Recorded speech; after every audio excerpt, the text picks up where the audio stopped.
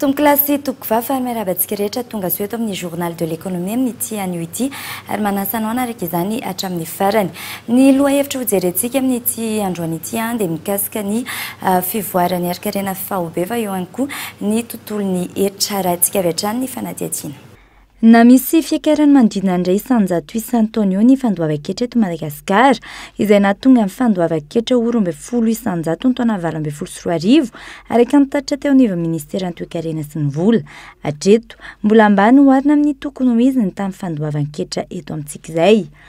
Antony io ny famaroany sehatra tsy manara-dalàna sy ny osika sy ny iray lehibe ahafana mampandroso ny firenena nefa mifampiakarana ny tany fandoavan-ketra raha ny fanazavana. Izy zavatra tena tsotra.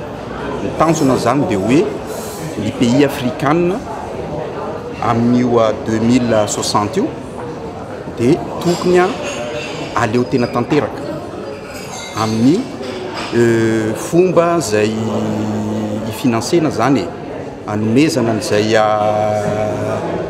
traikefa azahoana mamoaka vola mivantana amin'izay fampandrosoana maharitra izay atao. Miainga avy amin'io zany nahatonga n'le atafy.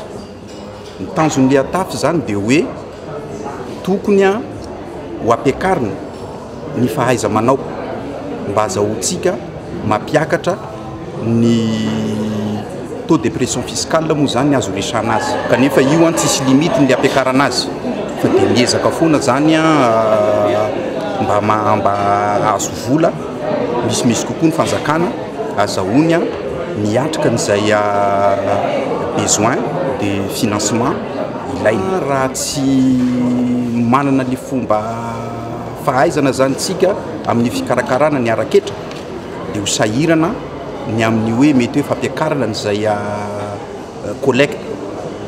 collecte rapitaina zany amin'ny toe-karena ankapobeny na ny PIB. Efa misy ankehitriny ny fijerena vahaolana maharitra. Isan'ny sosikevitra nambaran'ireo mpisehatra ny fampanarahana ny paikady manoloana ny fitakiana ny heritra sy ny fandraharana eto Madagasikara. Ilaina ankila ny fampitomboana traikefa amin'ity sehatra ity. Un des programmes de renforcement des capacités. Izay avy ato amin'ny sampandraharaha miandraikitra ny heritra eto Afrika dia manana fahalalana sy traikefa ampitomboana ny heritra miditra amin'ny fanjakana manirana ny Afrika. Any Europa no misy ny standard saingy mila ataontsika mafimafy ny feontsika avy aty Afrika mba hifanaraka amin'izay ilaintsika ny standard izay fa tsy ho any Europeana sy ny hafa fotsiny. Tafiditra anatin'ny andraikitry ny taty izay ary amin'ity taona ity isy ny fahatongavan'ny sekretera mpanatanteraka eo anivon'ny African Tax Administration eo amin'ny ministre ho fanamafisana traikefa hatrany. Offre aux pays membres pour justement renforcer leur capacité. Raha ny teti-bolam-panjakana amin'ity taona 2024 ity, vinavinaina ho 12.2 isanjato ny tany fampidiran-ketra eto amintsika, fiakarana 8.2 isanjato raha ampitaina ny voafatra atao anatin'ny teti-bolam-panjakana na sy mpantsina 2024. Araka ny hitantsika teo moa dia ny tontolon'ny heritra no hitantsika tamin'ny fanadihadiana teo ary hita tao anatin'ny fanadihadiana iny fa mbola ambany ny tany olona izay mandohetra izay eto Madagasikara. Izay indrindra no entsika tondrana totanisa aminao ato anatin'ity journal de l'économie ity zany hoe ny atotanisa azontsika farany moa no hoentina antotanisa avy amin'ny ministeran'ny toe-karena sy ny vola.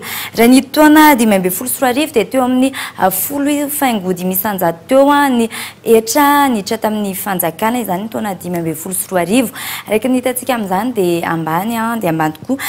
Ny taona 7.24 sy ny taona 9.24 dia nahitana fiakarany teo amin'ny iray isanjato teo izay fandoavan-ketra izany hoe ny taona 9.24 dia niakatra ho 2.4 isanjato zany ny fandoavan-ketra ary ny taona 7.24 dia 2.4 isanjato anatin'izay indrindra dia hita fa mbola betsaka ny ezaka tokony atao amin'izay hoe fandoavan-ketra izay ny fanetanana moa nambaran'ny tompona andraikitra ho isan'ny tokony hamafisina eo ihany koa ny fahatsapatena tsirairay ary ny tamberina andraikitra avy amin'ny fitondram-panjakana. Dia izay indray ny mikasika ny journal de l'économie atsika tamin'ity anio ity angatrany ianao nanaraka izany hatramin'ny farany. Amin'ny herinan'io toy izao dia loha hevitra hafa indray no entsika aminao. Veloma tompoko.